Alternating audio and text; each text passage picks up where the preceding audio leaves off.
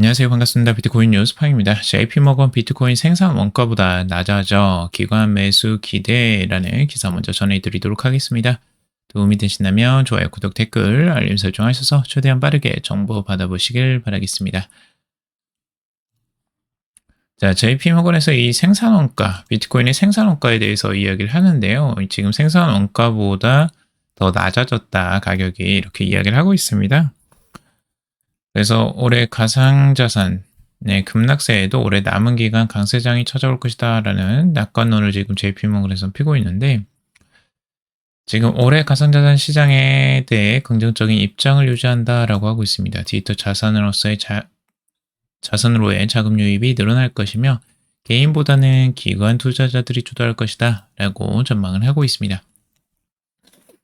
이거 이제 명확해지고 있죠. 지금 기관 투자자들이 대부분 투자를 하고 있고, 뭐 개인 투자자들은 대부분 다 팔고 있습니다. 그래서 이 시장이 완전히 이제 기관 중심으로 이제 넘어가고 있다라고 좀 보시면 될 것 같고요.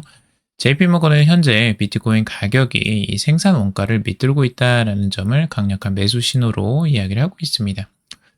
지금 비트코인의 추정 생산 원가를 77,000달러로 지금 분석을 하고 있어요. JP모건에서 이제 분석을 한 거고, 이 분석은 조금 분분합니다. 실제적으로 다른 쪽에서는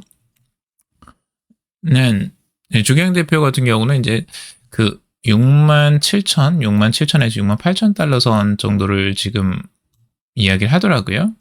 분석을 했을 때. 근데 지금 여기에서 JP모건은 이제 77,000달러를 보고 있다는 거죠. 그런데 이제 뭐 67,000에서 8,000달러를 보더라도 지금 가격은 이제 그것보다 좀 낮은 구간입니다. 실제적으로. 역사적으로 생산 원가는 비트코인 가격의 하단 지지선 역할을 해왔다라고 하고 있습니다. 현재 가격대가 바닥을 다지는 구간에 진입했다라고 그래서 이야기를 하는데요.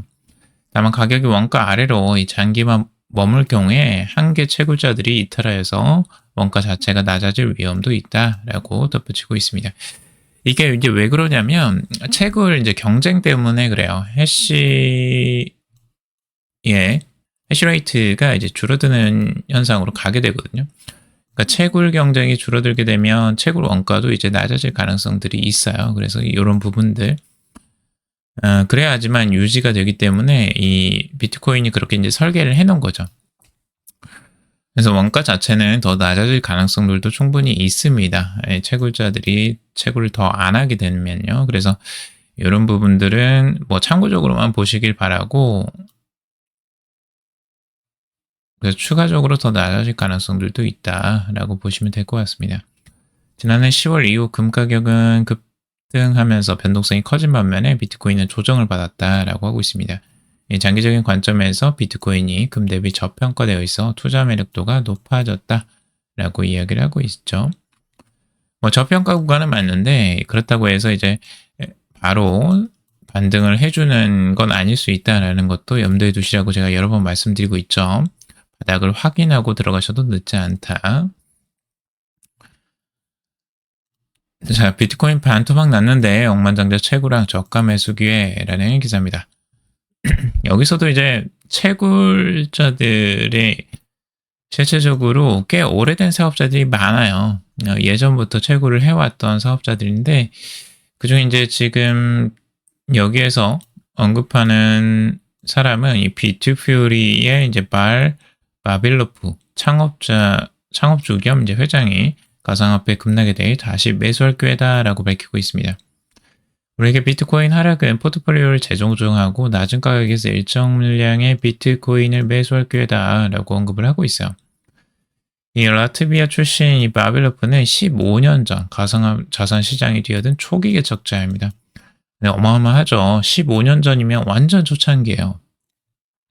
그때 이미 암호화폐 시장에 뛰어든 완전 초기 투자자라고 보시면 될 것 같고, 비트코인 채굴 하드웨어를 직접 설계하면서 비트프리를 업계 최대 기업으로 키워낸 사람입니다.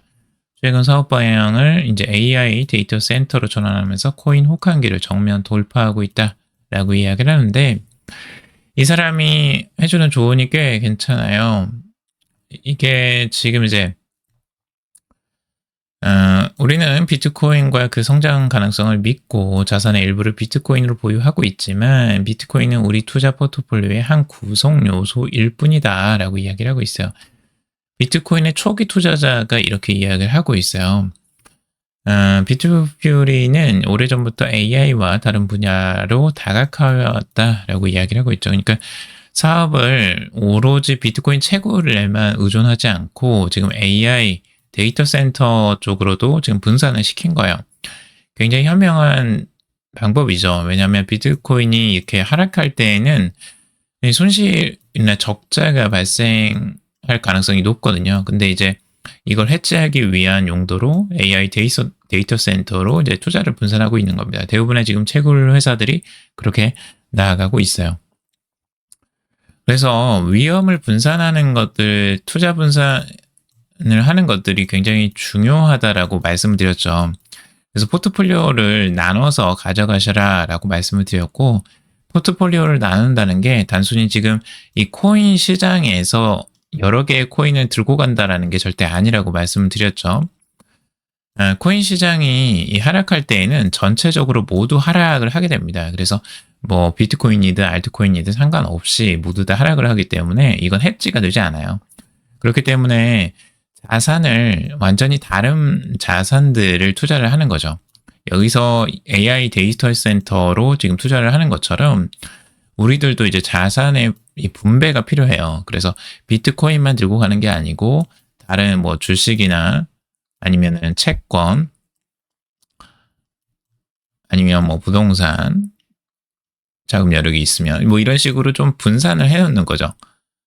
요즘에 뭐 국내 부동산은 별로 이제 재미가 없을 것 같고 아무래도 이제 주식 쪽으로 조금 더 자금들이 많이 몰릴 것 같은데 이런 것들을 맥락을 보시면서 투자를 하시라고 여러 번 말씀을 드리고 있는 거죠. 지금 이 블룸버그 억만장者지수에 따르면 이 바빌로프의 자산은 약 11억 달러로 평가를 하고 있습니다. 어마어마한 자산가죠. 네, 초기부터 계속해서 투자를 유지해 왔고 그것들을 발전시켜 왔기 때문에 이런 자산을 형성할 수 있었을 것으로 보여지고 우리도 이제 그런 부분들을 좀 참고를 해보실 필요가 있죠.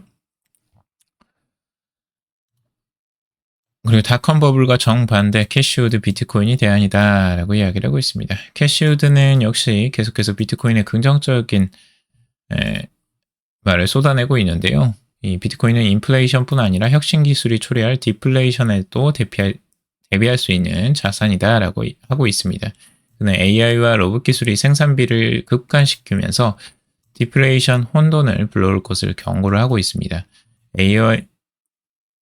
AI와 혁신 기술이 촉발할 생산성 충격이 전통 금융 시스템을 뒤흔들 것이며 중앙 집중식 이 금융기관이 무너질 때 비트코인은 신뢰 없는 대안으로 자리할 것이다 라고 이야기를 하고 있습니다. 지금은 인플레이션을 걱정하지만 오히려 디플레이션을 걱정해야 될 혼돈의 시기가 올 수도 있다라고 보고 있어요. 이게 왜냐 그러냐면 AI와 로봇 기술이 발달하게 되면 이 생산비가 급감하게 되거든요.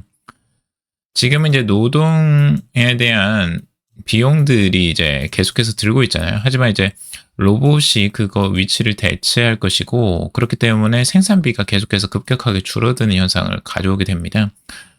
로봇은 뭐 이제 전기나 에너지만 있으면 계속해서 이 일을 할 수가 있잖아요. 그렇기 때문에 그 생산비가 어마어마하게 줄어들 것으로 보고 있어요. 특히 AI는 이 효율성을 증대되는데 엄청난 효과를 가져오게 되죠. 지금도 벌써부터 AI가 활용되면서 생산비가 줄어들고 있는데 앞으로는 더더욱 이 효과가 커질 것으로 보고 있습니다. 그래서 디플레이션을 우려하는 부분들도 분명히 있어요.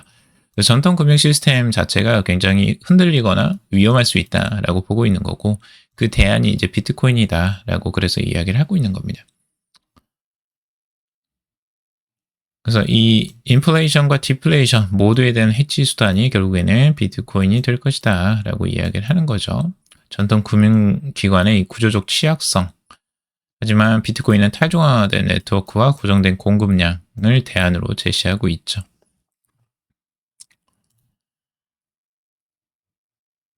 전 페이팔 사장이 이 미국의 금 보유고 0.1%를 비트코인으로 바꾸자라고 제안을 했다고 합니다.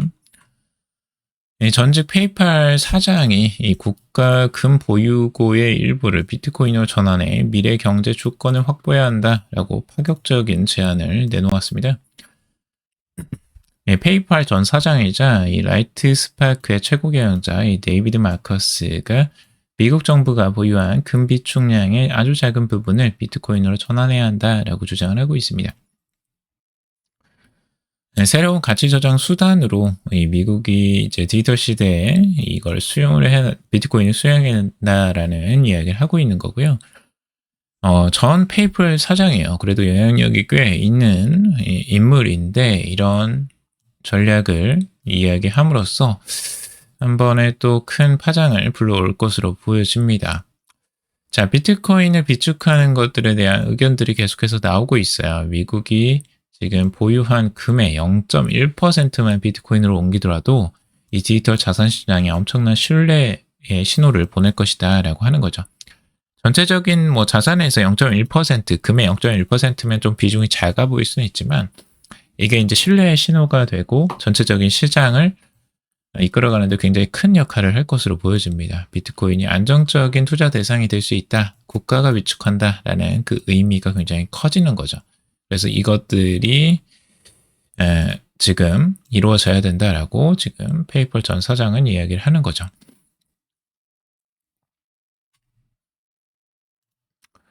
자, 그리고 일론 머스크가 엑스머니 출시 임박했다라는 기사입니다. 어떤 암호화폐가 수혜볼지도 여기서 나오고 있는데 지금 일론 머스크의 이제 비전 같은 것들이 지금 계속해서 나오고 있어요. 지금 X, 이 트위터죠. 전 트위터의 이 SNS 플랫폼 자체를 넘어서서 이제 개인 금융의 혁신적인 서비스로 변모를 시키려고 하고 있습니다. 메시지, 쇼핑, 그리고 자산 관리를 한 곳에서 처리할 수 있게 할 수 있는 이 Everything 앱으로 전환을 하려고 하고 있습니다. 그렇기 위해서 필요한 게 지금 엑스머니라는 거고, 엑스머니는 이미 이 X 직원들을 대상으로 내부 테스트를 하고 있다라고 밝히고 있어요. 그렇기 때문에 이거는 본격적으로 지금 출시가 될 것으로 보여지고 1, 2개월 내로 제한된 범위에서 사용자 대상으로 공개할 때 예정이다라고 하고 있습니다. 이 엑스머니에 대한 것들도 우리가 좀 주목해 봐야 될 것 같아요. 이게 또 나온다면 새로운 또 파장을 불러일으킬 것 같습니다. 지금 엑스머니를 통해서 이제 수혜를 받을 것들이 뭐가 있냐? 여기서 이제 뭐 도치코인이나 그리고 뭐 XRP 등을 이야기하고 있는데 뭐 도치는 워낙 이제 민코인으로서 일론 머스크가 개인 브랜드와 밀접하게 연관되어 있죠. 도치코인은 계속해서 언급을 했었고 이 부분을 중요하게 바라보고 있는데 과연 도치코인이 뭐 지금의 현재 시장 상황에서는 크게 이것들의 혜택이 막 크게 나올지는 좀 의문스럽긴 해요. 지금 시장 상황이 너무 안 좋기 때문에.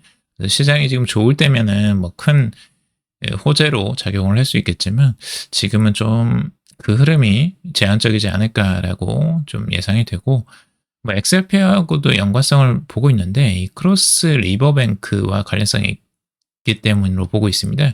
크로스 리버뱅크는 이 X와 결제 처리를 협력하는 금융 파트너사인데 2014년부터 리플의 프로토콜을 통합하여 이제 미국과 서유럽의 실시간 국경 간 결제가 지금 가능하다라고 하고 있습니다. 근데 아직까지는 뭐 큰 흐름은 나와주지 않고 있어요. 이런 소식이 나오더라도. 그래서 좀 제한적인 소식일 수 있지만 이 엑스머니 자체로 인해서 파급될 수 있는 것들이 무엇일까 조금 생각해 볼 필요가 있어 보입니다. 지금 테더가 이제 국채의 큰 손이 되고 있습니다. 세계 10위 보유국이 된다라고 할 정도로 앞으로 이제 거대한 이 큰 손으로 부상을 할 것 같은데 미국 국채 보유 상위 10위권에 진입하겠다라는 목표를 지금 세우고 있어요. 지금 아직까지는 20위권 정도라고 이야기를 하고 있습니다. 근데 이제 10위권까지도 진입할 가능성이 있다라고 하는데 충분히 가능해 보여요. 지금 현재 수준으로 보자면. 왜냐면 지금 스테이블 코인을 발행할수록 이 준비금으로 미 국채를 더 많이 사게 되는 점들이 있죠. 거의 뭐 돈을 찍어내고 있어요. 근데 이걸 국채로 계속해서 매입을 하면서 이걸 보완하고 있기 때문에 국채량은 계속해서 증가할 것으로 보여집니다. 앞으로 뭐 우리나라를 이제 뭐 제치는 것뿐만 아니라 세계 10위권까지도 이제 진입할 것으로 내다보고 있고, 그 정도로 지금 스테이블코인 시장이 어마어마한 성장세를 보여주고 있다라고 보시면 될 것 같습니다. 자, 그리고 지금 여러 가지 뭐 소식들이 너무 많아서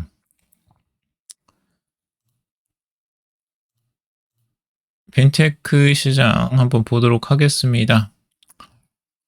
지금 STO, 스테이블코인 법안에 관해서 여러 가지 이야기들이 나오고 있는데, 이 제도화가 곧 이루어질 것으로 보여집니다. 앞으로.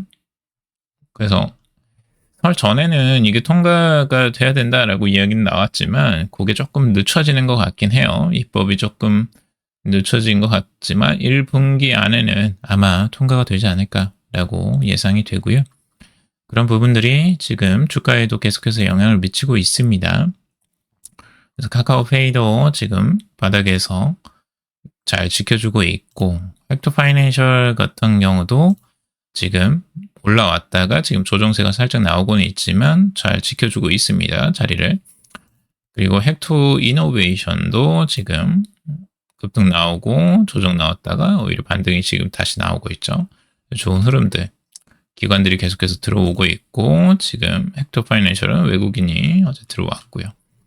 NHNKCP 같은 경우도 이제 조정세가 어느 정도 계속해서 바닥을 지켜주는 흐름들이 나와주고 있습니다. 전체적으로 스테이블코인 시장은 나쁘지 않게 흘러가고 있고요. 계속해서 행보를 하면서 여기서 모아가는 흐름들이 보여집니다. 카카오페이도 그렇고요.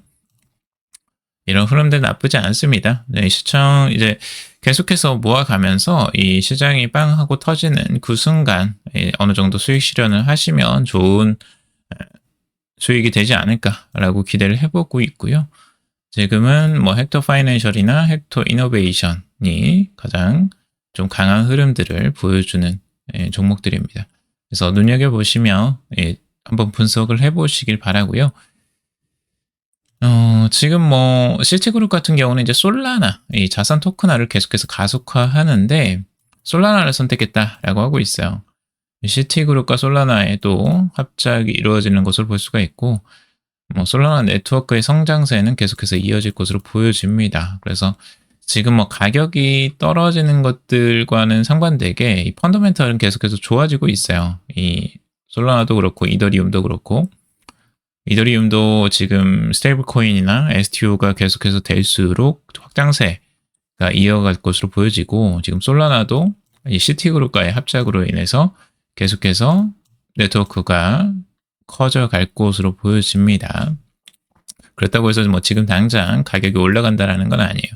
펀더멘털과의 가격은 조금 괴리가 있을 수는 있습니다. 그래서 조금 기다려야 되실 수 있어요. 지금은 아직 적극적으로 살 때가 아니다라고 여러 번 말씀드리고 있죠. 추세가 아직 돌리지 못했어요. 추세는 계속해서 하향 추세를 이어가고 있고, 지금 비트코인이 단기적으로 반등을 했지만 그럼에도 불구하고 또 다시 조정이 나오고 있고, 그래서 이 조정세가 이제 꺾이는 순간, 그리고 바닥을 어느 정도 횡보를 하는 순간까지는 기다리셔야 됩니다. 지금은 아직 적극적으로 매수할 때는 절대 아닙니다. 그래서 계속해서 지켜보시고 바닥이 나올 때까지는 조금 더 기다려 보셔라, 여러 번 말씀을 드리고 있습니다. 이걸 보는 게 답답하다 싶으시면 투자를 조금 다른 쪽으로 분산을 하시라고 여러 번 말씀을 드리고 있죠. 그래서 대안들을 여러 가지 말씀을 드리고 있는 겁니다. 자, 여러분들 오늘 여기까지 정리해봤습니다. 여러분들 도움이 되셨길 바라고요. 도움이 되셨다면 좋아요, 구독, 댓글, 알림 설정하셔서 최대한 빠르게 정보 받아보시길 바라겠습니다. 투자에 관련된 정보도 참고사항일 뿐이고 조언이 아닙니다. 투자하실 때 여러분들 스스로 꼭 판단하시고 결정하시기 바라겠습니다. 금일도 방송 들어주셔서 감사합니다.